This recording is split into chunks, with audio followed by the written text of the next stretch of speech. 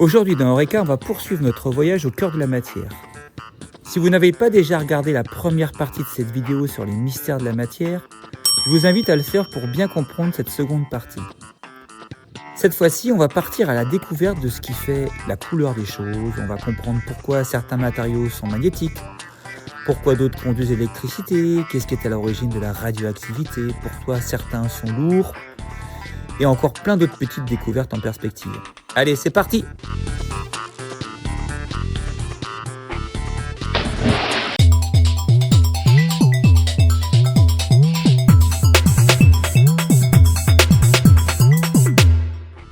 L'idée de cette vidéo, c'est donc de s'intéresser à différentes caractéristiques de la matière pour essayer de comprendre quelles en sont les causes microscopiques. Commençons par la couleur des choses. D'où est-ce qu'elle vient ? Avant de parler de la couleur, il faut d'abord comprendre comment et pourquoi on voit les choses. Shorty, tu t'es déjà demandé pourquoi certaines choses sont visibles et d'autres non ? Déjà, pour que tes yeux et ton cerveau voient cette pomme, il faut allumer.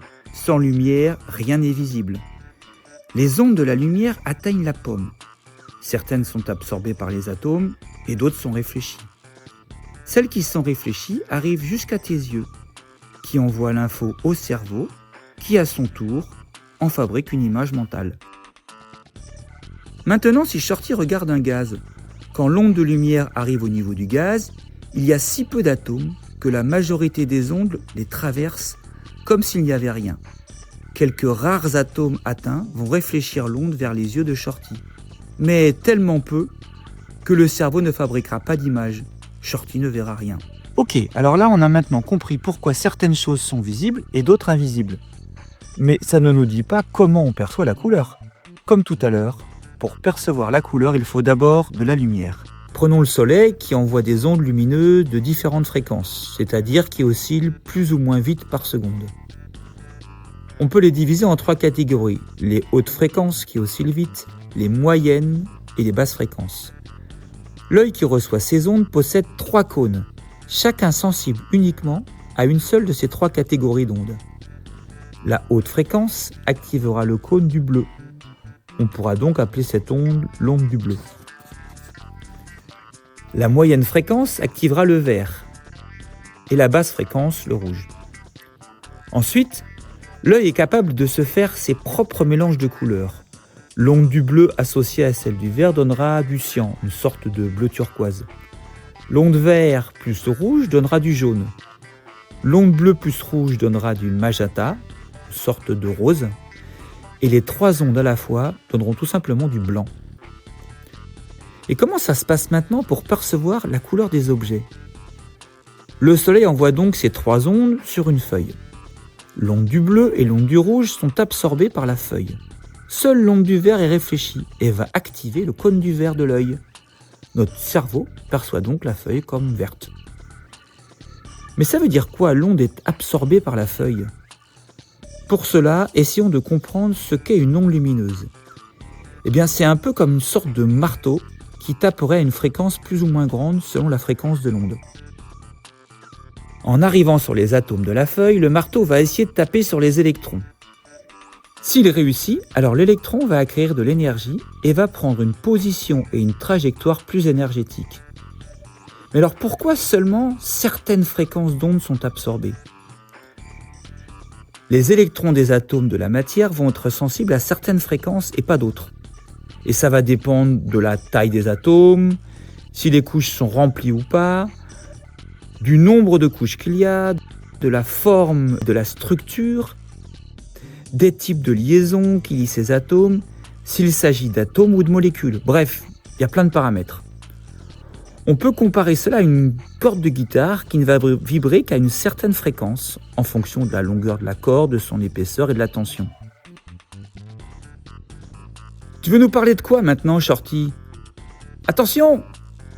Alors oui, parlons des matériaux qui conduisent ou non l'électricité. D'abord, rappelons qu'un courant électrique, ce sont des électrons qui se déplacent. Dans un matériau où les atomes mettent en commun un électron, ceux-ci sont très fortement liés aux atomes. Ils ne peuvent pas vraiment bouger. Ni les électrons mis en commun, ni les autres. Par contre, dans les matériaux où les atomes libèrent un électron, alors ces derniers peuvent se regrouper en nuages et bouger librement s'ils sont attirés par un objet chargé positivement, par exemple. Et c'est le cas de nombreux métaux. Chauffons maintenant un objet à une extrémité et voyons si l'autre bout finit par être chaud. Qu'est-ce qui se passe au niveau des atomes quand on chauffe ? Eh bien, les atomes en contact avec la flamme vont s'agiter et transmettre cette agitation à leurs voisins. Dans les matériaux bien organisés, régulièrement, l'agitation se propage vite et la chaleur se transmet donc rapidement. Par contre, dans un réseau non régulier, l'agitation va rester cantonnée à la zone de chauffage. On a un matériau plus isolant. C'est un peu comme le jeu qui consiste à faire tomber des dominos. Ça marche vachement bien quand ils sont placés régulièrement. Si au contraire ils sont parfois serrés, trop serrés ou écartés, la vague s'arrête. Si on a cette fois un matériau très peu dense, ou même un gaz, les atomes sont tellement espacés qu'ils vont mettre beaucoup de temps à aller taper les autres atomes pour propager l'agitation, et donc pour propager la chaleur. Ici aussi, on aura un matériau isolant, et c'est le cas de nombreux gaz. Et Shorty, t'as un truc bizarre sur le ventre. Oh purée, il est puissant cet aimant. Le magnétisme, on voit tous ce que c'est, mais c'est causé par quoi ? Ce qui compte pour ce phénomène, ce sont les électrons. En plus d'une masse et d'une charge, les électrons ont ce qu'on appelle un spin. On peut illustrer le spin avec l'image de l'électron qui tourne sur lui-même. C'est pas exactement ça, mais c'est une bonne illustration. En tournant, les mini-charges de l'électron vont se mettre en mouvement. Si tu as vu ma vidéo sur le magnétisme, tu sais que quand des charges sont en mouvement, ça engendre de l'électricité, mais aussi un champ magnétique. En gros, un électron peut être considéré comme un petit aimant. Alors si tous les électrons ont un spin dans le même sens, tous les mini-aimants vont chacun créer un champ magnétique qui va se cumuler pour créer un grand champ magnétique global. Par contre, si chaque électron a un spin dans un sens différent, les champs magnétiques vont s'annuler. Dans certains matériaux, les électrons ont des spins qui s'alignent quand on approche un gros aimant, si bien qu'à la fin, l'objet est attiré vers l'aimant. Quand on retire l'aimant, souvent les électrons reprennent leur spin d'origine, mais certains matériaux conservent leur spin figé après le passage de l'aimant. L'objet devient à son tour, tout seul, un véritable aimant permanent. Oh Shorty, je connais ce logo, t'approches pas trop, je crois que c'est dangereux. Oui, c'est ça, c'est la radioactivité. Cette fois-ci, à l'inverse du magnétisme, ce sont les noyaux qui comptent ici. On a donc notre noyau constitué d'un certain nombre de protons et de neutrons. On va changer de représentation pour que ce soit plus clair. Comme on le sait, c'est le nombre de protons qui détermine à quel atome on a affaire. Un proton, c'est l'hydrogène, 6 le carbone, 8 l'oxygène, 26 le fer. Dans les petits noyaux, on a habituellement autant de protons que de neutrons. Par contre, dans les gros noyaux, ce ratio passe progressivement à 1,5 fois plus de neutrons que de protons. Au sein de ces noyaux, deux forces s'opposent. La force électromagnétique, qui tente de repousser les protons qui sont tous chargés positivement, et la force d'interaction forte qui veut coller les protons et les neutrons ensemble. Plus ces deux forces de liaison sont intenses, plus ce noyau est sous pression. Il va donc sans cesse chercher à libérer ce trop-plein d'énergie. Imagine Shorty avec le bras tendu vers le haut. Ça demande beaucoup d'énergie, c'est fatigant de rester toujours comme ça. S'il n'est pas bête, il va tout faire pour le baisser et réduire ainsi son besoin en énergie. Le noyau, c'est pareil. Il cherche toujours à réduire au maximum son énergie. Quand ils ont beaucoup d'énergie, les noyaux sont instables. Ils vont alors chercher un état plus stable en réduisant ainsi leur énergie interne. En passant d'un niveau haute à basse énergie, les noyaux vont libérer cet écart d'énergie sous forme de rayonnement. Il y a différentes façons pour les noyaux de réduire leur énergie. Ils peuvent chercher à modifier un proton en neutron, ou vice-versa. Prenons comme exemple l'histoire du carbone 14. Au début, il y a la Terre avec son atmosphère riche en azote. Les rayons cosmiques et ceux du Soleil bombardent cette atmosphère. L'azote, c'est 7 protons et 7 neutrons. Sous l'action de ce rayonnement, un proton du noyau va se transformer en neutron. Si tu te souviens de ma vidéo sur les 4 forces de l'univers, tu sauras que c'est l'interaction faible qui est derrière cette mutation. Le noyau a donc maintenant 6 protons, c'est donc du carbone, mais avec 8 neutrons. 6 plus 8 égale 14, d'où le carbone 14. On appelle cela un isotope du carbone. Cet isotope est instable, car il a trop d'énergie interne à cause de ces 2 neutrons en trop. Il va chercher à redevenir stable et moins énergétique, mais cela lui prendra 5000 ans en moyenne. Ce carbone 14 va s'associer à l'oxygène de l'atmosphère pour donner du CO2. Le CO2 pourrait alors être absorbé par les plantes lors de la photosynthèse. Et un jour, il fera sa mutation. Un neutron se transformera en proton et le noyau libérera son écart d'énergie sous forme de rayonnement. Sur ce schéma, on résume le passage du carbone 14 qui a trop d'énergie en azote en émettant au passage de l'énergie sous forme de rayonnement.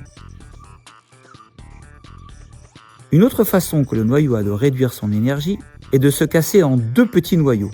Prenons l'exemple de la fission de l'uranium. L'uranium est un gros noyau avec 92 protons et 143 neutrons. Les protons subissent une grosse force de répulsion car ils sont nombreux. La force d'interaction forte a du mal à contenir cette force de répulsion. Le noyau est assez instable. Dans les centrales nucléaires, on fait absorber un neutron à cet uranium qui devient alors instantanément si instable qu'il se casse en 2 petits noyaux en émettant au passage 2 neutrons et surtout beaucoup d'énergie par rayonnement. Ici encore, le passage du niveau haute à basse énergie via la fission du gros en 2 petits noyaux émet de l'énergie. Enfin, troisième façon de réduire son énergie interne, la fusion de 2 petits noyaux pour en former un gros. Cette fois-ci, partons au cœur du Soleil. Les 100 millions de degrés du Soleil procurent l'agitation nécessaire pour amorcer cette réaction. 2 noyaux d'hydrogène, c'est-à-dire 2 protons, rentrent en collision et s'agrègent en émettant au passage de l'énergie. Puis grâce à la force d'interaction faible, un proton se transforme en neutron en émettant au passage de l'énergie. On obtient ainsi un élément qui s'appelle le deutérium. Ces 2 noyaux fusionnent à leur tour pour produire de l'hélium, ce qui dégage cette fois une très grande quantité d'énergie. Dans cette réaction, on a au départ 4 noyaux d'hydrogène qui ont un haut niveau d'énergie, qui passent à un niveau plus bas en fusionnant en un seul noyau d'hélium. Mais pourquoi il faut parfois fusionner et parfois casser les noyaux pour produire de l'énergie ? On va voir que les atomes se partagent en 2 catégories.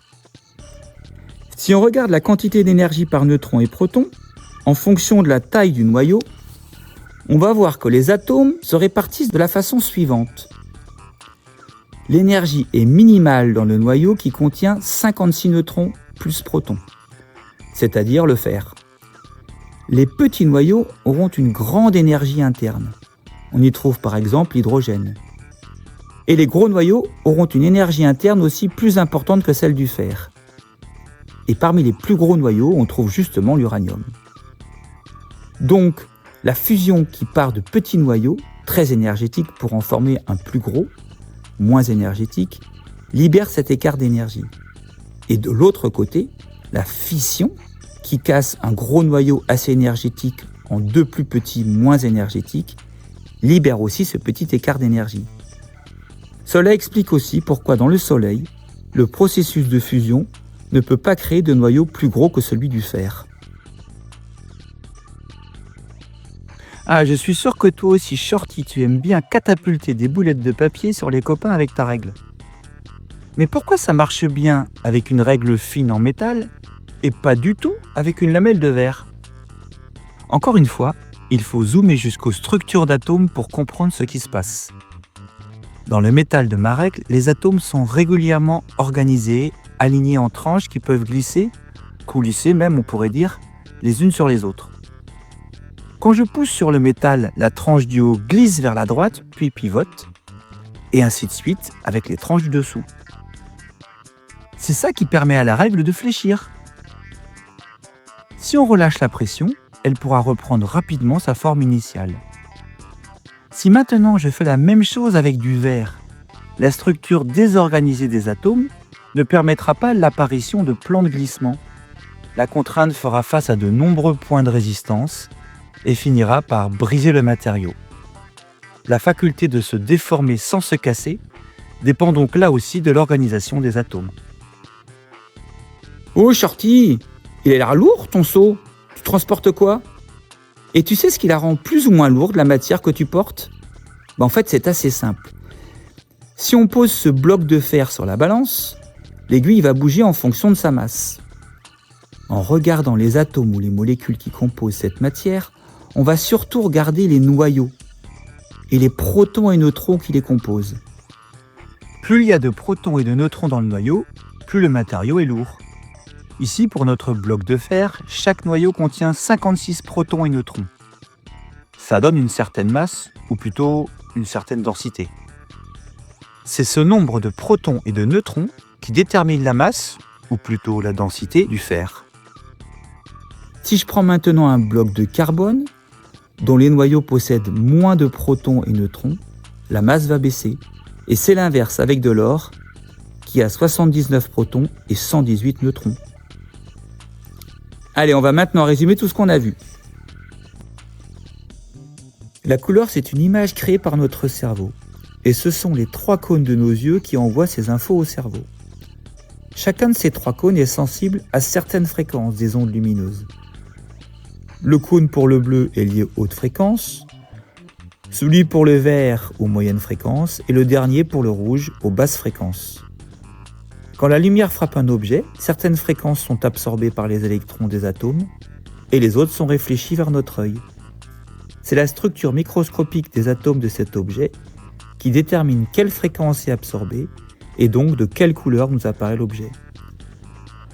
Pour que l'électricité passe dans un matériau, il faut qu'il possède des électrons libres, c'est-à-dire non liés à un atome précis.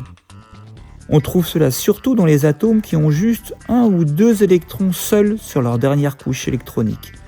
Et c'est le cas des métaux. La chaleur correspond à l'agitation des atomes ou des molécules au niveau microscopique.